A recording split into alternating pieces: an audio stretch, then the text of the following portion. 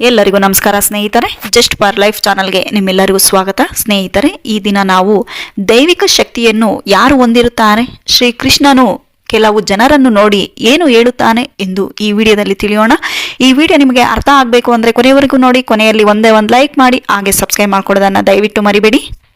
ಶ್ರೀಕೃಷ್ಣನು ಕೆಲವೊಂದು ಜನರ ದೇವರ ಆಶೀರ್ವಾದವನ್ನು ಪಡೆದುಕೊಂಡಿರುತ್ತಾರೆ ಎಂದು ಹೇಳಿದ್ದಾನೆ.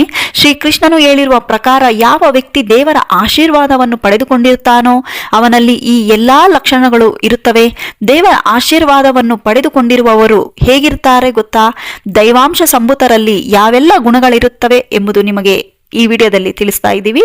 ಕೆಲವೊಂದು ಜನರನ್ನು ನೋಡಿದಾಗ ನಮಗೆ ಅವರು ದೈವಾಂಶ ಸಂಭೂತರಂತೆ ಕಾಣುತ್ತಾರೆ. ಅವರಲ್ಲಿ ಯಾವುದೋ ಒಂದು ದೈವಿಕ ಕಳೆ ಎಂಥವರನ್ನಾದರೂ ಅವರತ್ತ ಆಕರ್ಷಿಸುತ್ತಾರೆ. ಮನುಷ್ಯರಲ್ಲೂ ಕೂಡ ಕೆಲವೊಂದು ದೈವಿಕ ಗುಣಗಳಿರುತ್ತವೆ. ಅದು ಎಲ್ಲಾ ಜನರಲ್ಲೂ ಇರುವುದಿಲ್ಲ. ಕೆಲವೊಬ್ಬರಲ್ಲಿ ಮಾತ್ರ ಇಂತಹ ಗುಣಗಳು ಇರುತ್ತವೆ. ಪುರಾಣಗಳಲ್ಲಿ ಹಾಗೂ ಶ್ರೀಕೃಷ್ಣನು ದೈವಾಂಶ ಸಂಭೂತರ ಕುರಿತು ಹೇಳಿದ್ದಾನೆ. ದೈವಾಂಶ ಸಂಭೂತ ಅಥವಾ ದೈವಿಕ ಶಕ್ತಿಯುಳ್ಳ ವ್ಯಕ್ತಿಯು ಈ ಎಲ್ಲಾ ಅದ್ಭುತವಾದ ಗುಣಗಳನ್ನು ಹೊಂದಿರುತ್ತಾನೆ. ನಿಮ್ಮಲ್ಲಾಗಿರಬಹುದು ಅಥವಾ ನಿಮ್ಮ ಸುತ್ತಮುತ್ತಲಲ್ಲಿರುವ ಜನರಲ್ಲಾಗಿರಬಹುದು. ಇಂತಹ ದೈವಾಂಶ ಅಥವಾ ದೈವಿಕ ಲಕ್ಷಣಗಳಿದ್ದರೆ ಖಂಡಿತ ಅವರು ದೈವಾಂಶ ಸಂಭೂತರಾಗಿರುತ್ತಾರೆ ಎಂದು ಶ್ರೀಕೃಷ್ಣನು ಹೇಳಿದ್ದಾನೆ. ದೈವಿಕ ಶಕ್ತಿ ಉಳ್ಳವರು ಬೇರೆಯವರನ್ನು ಎಂದಿಗೂ ಕಡೆಗಣಿಸದೇ ಇರುವುದು. ದೈವಿಕ ಶಕ್ತಿಯನ್ನು ಹೊಂದಿರುವ ವ್ಯಕ್ತಿಯು ಎಂದಿಗೂ ಇತರರ ಬಗ್ಗೆ ಕೆಟ್ಟದ್ದಾಗಿ ಮಾತನಾಡುವುದಿಲ್ಲ.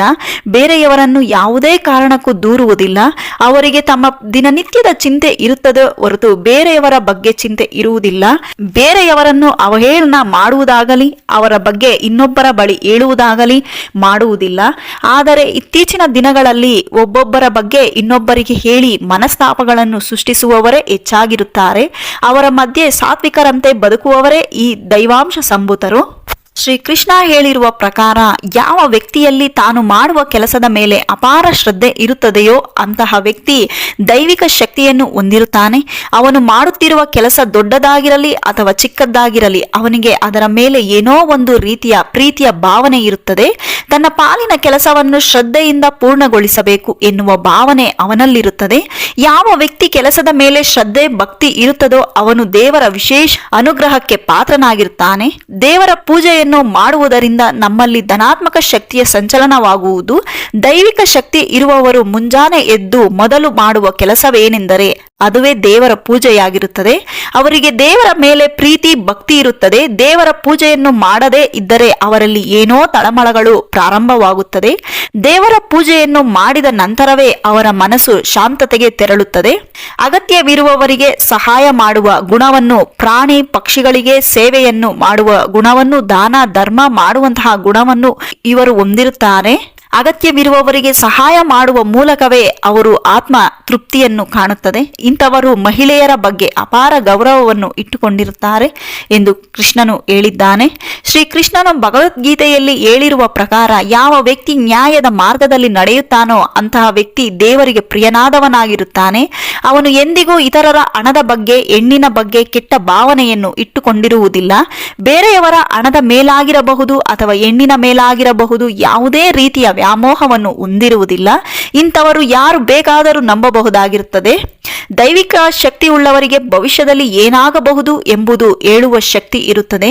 ಮುಂದಿನ ದಿನಗಳಲ್ಲಿ ಯಾವೆಲ್ಲ ಒಳ್ಳೆಯ ಘಟನೆಗಳು ಕೆಟ್ಟ ಘಟನೆಗಳು ನಡೆಯಬಹುದು ಎಂಬುದನ್ನು ಅವರು ಮುಂಚಿತವಾಗಿಯೇ ಊಹಿಸುತ್ತಾರೆ. ಅವರಿಗೆ ಕನಸಿನ ಮೂಲಕ ಅಥವಾ ಯಾವುದೋ ಒಂದು ಅದೃಷ್ಟ ಘಟನೆಗಳ ಮೂಲಕ ದೇವರು ಅವರಿಗೆ ಮುಂಬರುವ ದಿನಗಳಲ್ಲಿ ಏನಾಗಬಹುದು ಎಂಬುದನ್ನು ಸೂಚಿಸುತ್ತಾನೆ. ಇಂತಹ ಲಕ್ಷಣಗಳನ್ನು ಅವರಲ್ಲಿ ಕಾಣಬಹುದು. ದೈವಿಕ ಶಕ್ತಿಯುಳ್ಳವರ ದೇಹದಿಂದ ಸುವಾಸನೆ ಹೊರಹೊಮ್ಮುತ್ತದೆ. ಅವರು ನಮ್ಮ ಅಕ್ಕಪಕ್ಕ ಇದ್ದಾರೆ ಅನ್ನೋದೇ ಪರಿಮಳವನ್ನು ನಾವು ಸ್ವಾದಿಸಬಹುದು. ಇಂಥವರಿಗೆ ಪ್ರತಿನಿತ್ಯ ಮುಂಜಾನೆ ಅಂದರೆ ಬ್ರಹ್ಮ ಮುಹೂರ್ತದಲ್ಲಿ ಇದ್ದಕ್ಕಿದ್ದಂತೆ ಎಚ್ಚರವಾಗುತ್ತದೆ. ದೈವಾಂಶ ಸಂಭೂತರು ಹೆಚ್ಚಾಗಿ ದೇವಾಲಯಗಳಲ್ಲಿ ಧಾರ್ಮಿಕ ಕಾರ್ಯಗಳು ನಡೆಯುವ ಸ್ಥಳದಲ್ಲಿ ಸಮಯವನ್ನು ಕಳೆಯಲು ಬಯಸುತ್ತಾರೆ ಎಂದು ಶ್ರೀಕೃಷ್ಣನು ಹೇಳುತ್ತಾನೆ. ಹೌದು ಸ್ನೇಹಿತರೆ, ಈ ಗುಣಗಳನ್ನು ಹೊಂದಿರುವಂತಹ ಮನುಷ್ಯರು ತುಂಬಾ ಅದೃಷ್ಟವಂತರಾಗಿರುತ್ತಾರೆ. ಸ್ನೇಹಿತರೆ, ಈ ವಿಡಿಯೋದಲ್ಲಿ ಇರುವಂತಹ ಪ್ರತಿಯೊಂದು ಗುಣಗಳು ನಿಮ್ಮಲ್ಲಿದ್ದರೆ ನೀವು ಕೂಡ ಅದೃಷ್ಟವಂತರು. ಈ ವಿಡಿಯೋ ನಿಮಗೆ ಇಷ್ಟ ಆಗಿದ್ದರೆ ಕಮೆಂಟ್ ಮಾಡಿ, ಶೇರ್ ಮಾಡಿ, ಹಾಗೆ ಸಬ್ಸ್ಕ್ರೈಬ್ ಮಾಡ್ಕೊಳ್ಳಿ. ನಮಗೆ ಇನ್ನಷ್ಟು ವಿಡಿಯೋ ಹಾಕುವುದಕ್ಕೆ ದಯವಿಟ್ಟು ಸಪೋರ್ಟ್ ಮಾಡಿ. ಇಲ್ಲಿವರೆಗೂ ವಿಡಿಯೋ ಕೇಳಿದಕ್ಕೆ ನೋಡಿದಕ್ಕೆ ಧನ್ಯವಾದಗಳು ಸ್ನೇಹಿತರೆ. Thank you so much.